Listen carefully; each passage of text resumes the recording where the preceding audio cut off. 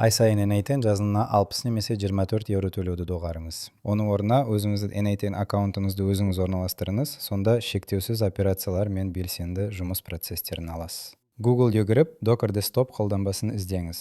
Содан кейін Docker Desktop жүктеу батырмасын басыңыз.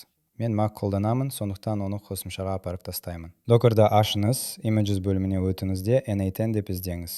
100 миллионнан астам жүктемесі бар, осыны таңдаңыз. Pull батырмасын басыңыз. Жүктеу аяқталған соң Run батырмасын басыңыз. Контейнерге NITen деп ат қойып, хост нөмірін 5678 деп белгілеміз. Қалған айнымалыларды өзгертпей Run батырмасын басыңыз. Орнату үшін бірнеше секунд күтіңіз. Міне сіздің локалдық жергілікті NITen аккаунтыңыз дайын. Берілген URL-ды ашыңыз, бұл сіздің тегін NITen аккаунтыңыз. Электрондық поштамен құпия сөз арқылы тіркеліңіз. Содан кейін электрондық поштаңызды енгізіп, активация кілтін алыңыз.